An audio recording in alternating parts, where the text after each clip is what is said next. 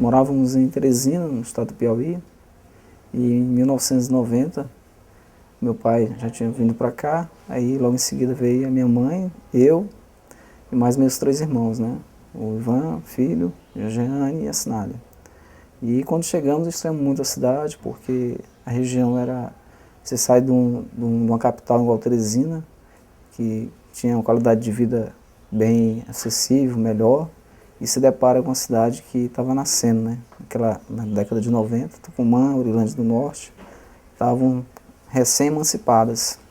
Chegamos ainda na época do garimpo, tinha muito garimpo na região, o comércio era movido ao garimpo e movido também pela economia extrativista da madeira, né? Muita serraria, tinha muita marcenaria, muito movimento. Inicialmente, eu fui trabalhar numa lanchonete com meu tio, e foi onde eu vi pela primeira vez os indígenas, né, os índios, no dia a dia. Conheci a aviação, a gente trabalhava no aeroporto que tinha aqui em Tucumã, o aeroporto municipal. Urilândia do Norte nessa época não tinha. E passei mais ou menos 3 anos trabalhando nessa lanchonete. Logo em seguida ingressei na Brasil Central, que na época, hoje foi transformada nas 7 linhas aéreas, e comecei a trabalhar na Brasil Central, enfrentando as dificuldades que havia na cidade. Não, a questão da energia não era 24 horas, o fornecimento de energia era feito com racionamento, alguns bairros tinham energia até determinada hora, aí à noite que tinha no nosso bairro, no outro dia a gente ficava sem energia à noite, já era outro bairro que ia ter energia, então tinha toda essa dificuldade. Sem falar na questão da estrada, de Tucumã para Xinguara, se demorava quase que um dia, ou às vezes até 3 dias para chegar lá. Além da comunicação também, que naquela época a telefonia era muito difícil, não tinha hoje o celular, e os telefones fixos que existiam eram poucos, e os que tinham ainda eram precários, né? Então, foi um tempo de muita dificuldade, muitas oportunidades.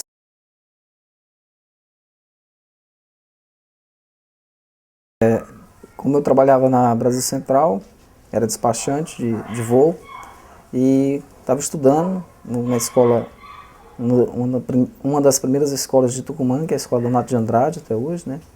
E nela conheci uma colega, chamava Juliana, e um outro colega, o Zeca, e começamos a fazer um jornal mimeografado da escola. Nisso aí, a paixão pelo jornalismo acendeu, né? E eu comecei a buscar alternativas de ou trazer para a cidade algum jornal, ou ser correspondente de algum jornal, trabalhar da maneira que pudesse estar atuando como repórter, né? E nisso aí já estava na época de 1994, 95, e aí a gente comecei a descobrir os jornais de redenção. Foi onde veio o meu trabalho na Folha de Carajás, com uns 10 anos, 8 anos, e também logo em seguida veio a questão da NBTV também, com o meu colega Douglas. Nós fizemos uns trabalhos, um de grande destaque até internacional, que foi o massacre ali de Três Sem Terras. Eram realmente pessoas que precisavam de terras, não havia esse comércio que há hoje de determinados movimentos de sem terras, não todos, mas de alguns. E naquela época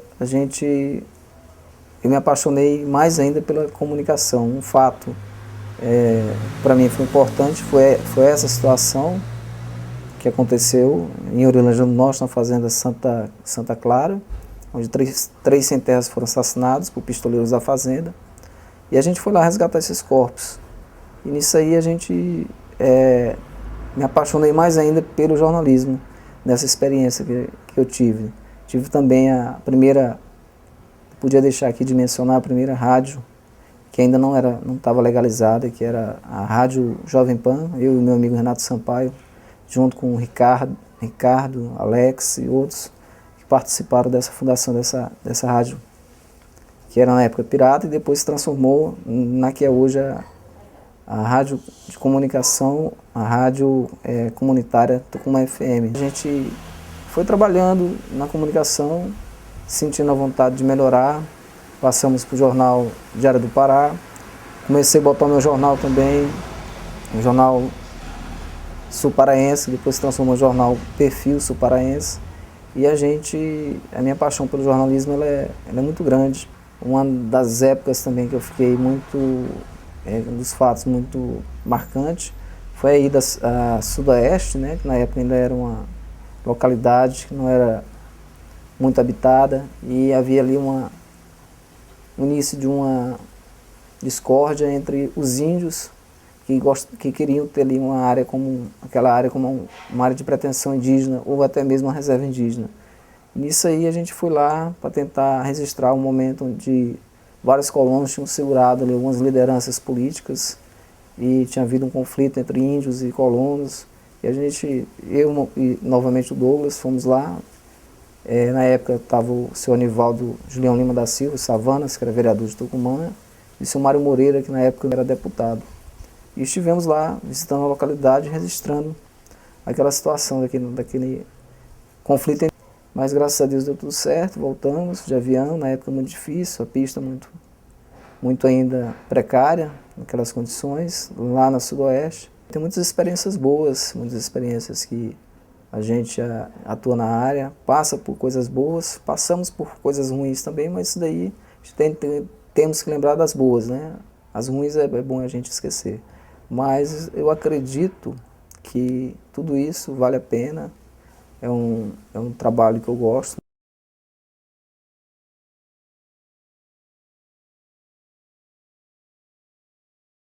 Nesse 25º ano de emancipação política de Tucumã, acredito que as pessoas têm que mudar um pouco a consciência política, e cidadã principalmente, saber cobrar, saber reivindicar seus direitos.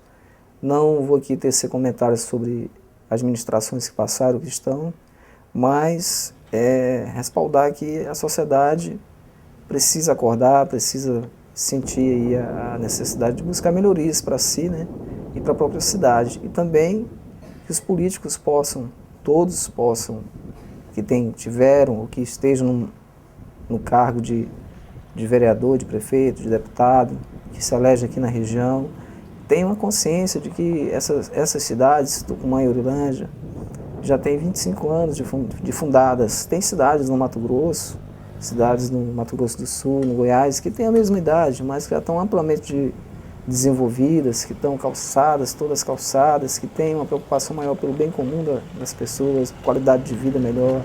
Então eu acho que as pessoas têm que acordarem mais para isso, né? As novas gerações, os novos políticos têm que ter essa consciência que a sociedade hoje ela exige mais. A própria questão da comunicação, da interação com a internet, isso daí, você pega hoje uma foto de uma rua esburacada, bota ali, já bota no Face, já bota num blog, já dá uma repercussão danada. Então as pessoas têm que saberem conversar, saberem cobrar de maneira democrática, e também os políticos têm que dar um esclarecimento para a sociedade do que estão fazendo e também do que é possível fazer, porque quando se quer fazer, se faz.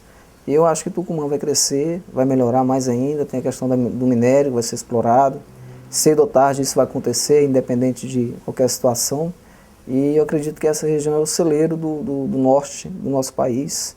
São Fé do Xingu, Tucumã, Urilândia, Canaã dos Carajás, Água Azul do Norte, são cidades abençoadas por Deus, porque guardam as das maiores reservas de minério. Todo tipo de minério que você pensar, essa região aqui dá e vai dar mais ainda. Então, é necessário que a sociedade tenha esse papel de acordar, de reivindicar os seus direitos de maneira democrática e, na medida do possível, também que os políticos possam ter o apoio da sociedade para fazer a sua parte.